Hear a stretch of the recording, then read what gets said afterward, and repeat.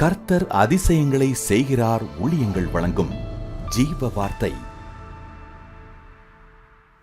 இந்த நாளுக்காக ஆண்டவருக்கு நன்றி செலுத்துவோம். கர்த்தர் நல்லவர், பெரியவர், அதிசயங்களை செய்கிறவர். உங்கள் துக்கத்தை அவர் சந்தோஷமாய் மாற்றுவார்.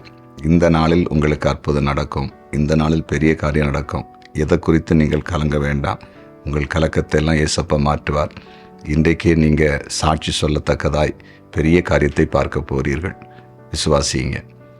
இந்த நாளின் ஜீவார்த்தைக்கான வசனம் யோபு 12:18. அவர் ராஜாக்களுடைய கட்டுகளை அவிழ்த்து அவர்கள் இடுப்புகளை கச்சை கட்டுகிறார். ஜீவார்த்தின் தலைப்பு கட்டுகளை அவிழ்ப்பார். கட்டுகளை அவிழ்க்கிறவர், ராஜாக்களுடைய கட்டுகளை அவிழ்க்கிறார். நம்முடைய ஆண்டவர் கட்டுகளை அவிழ்க்கிறவர். நம்ம வாழ்க்கையில் என்ன கட்டுகள் நமக்கு வருகிறது? இந்த பூமியில் நம்ம வாழும்போது பாவத்தின் கட்டுகள் நம்மை சூழ்ந்து கொள்ளுகிறது. சில விட முடியாத பாவங்கள் நம்மை அப்படியே சூழ்ந்து நம்மை கட்டி வைத்து விடுகிறது. அந்த வெளியே வர முடியாமல் தடுமாறி கொண்டிருக்கிறோம். அது மட்டுமல்ல, வியாதியின் கட்டுகள் நம்மை கட்டி விடுகிறது. பிசாசானவன் சிலரை கட்டி விடுகிறான். இப்படி பலவிதமான கட்டுகளுக்கு நாம் அடிமையாகி விடுகிறோம். சில குடும்பங்களில் கடன் பிரச்சனை என்கிற கட்டுகளை சத்துரப்படி கட்டி வைத்து விடுவான். இருந்து வெளியே வர முடியாமல் இந்த கட்டுகளிலிருந்து எங்களை யார் அவிழ்த்து விடுவார்னு சொல்லி அநேகர் அப்படி கண்ணீரோடு வேதனையோடு கூட இருப்பார்கள். இன்றைக்கு சில வேளையில் நீங்கள் கூட அப்படி இருக்கலாம். ஏதோ ஒரு கட்டு உங்களை சூழ்ந்து இருக்கிறது, உங்களை கட்டி இருக்கிறது. அதை அவிழ்க்க முடியாமல் நீங்கள் போராடுறீங்க. ஆண்டவராகிய இயேசு கிறிஸ்து கட்டப்பட்டுள்ள விடுதலையாக்குகிற தேவன். நீங்கள் லூக்கா 13 வாசித்து பாருங்கள்.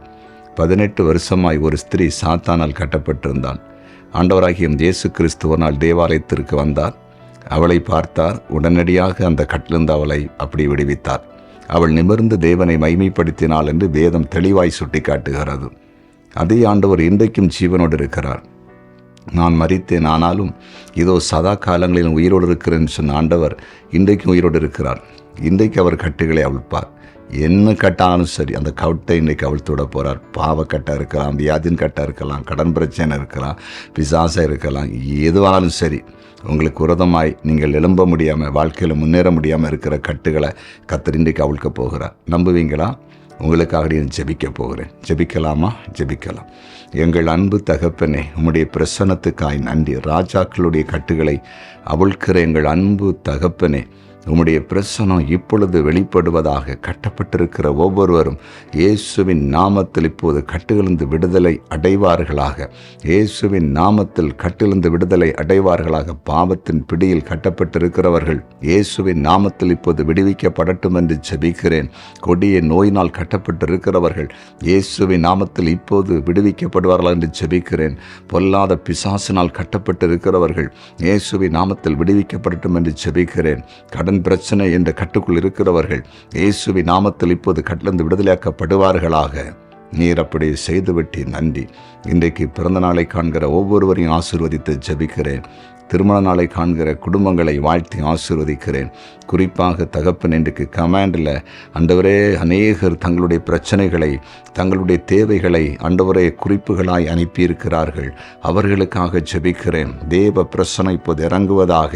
உடைய பிள்ளைகள் அனுப்பியிருக்கிற ஆண்டவரே அந்த ஜெப குறிப்புகளை நீர் கண்டோக்கி பார்த்து அற்புதத்தை செய்வீராக. சாட்சிகளை எழுப்புவீராக. இவருடைய வேதனைகளை மாற்றுவீராக. தேவைகளை சந்திப்பீராக. நன்மைகளை காண செய்வீராக.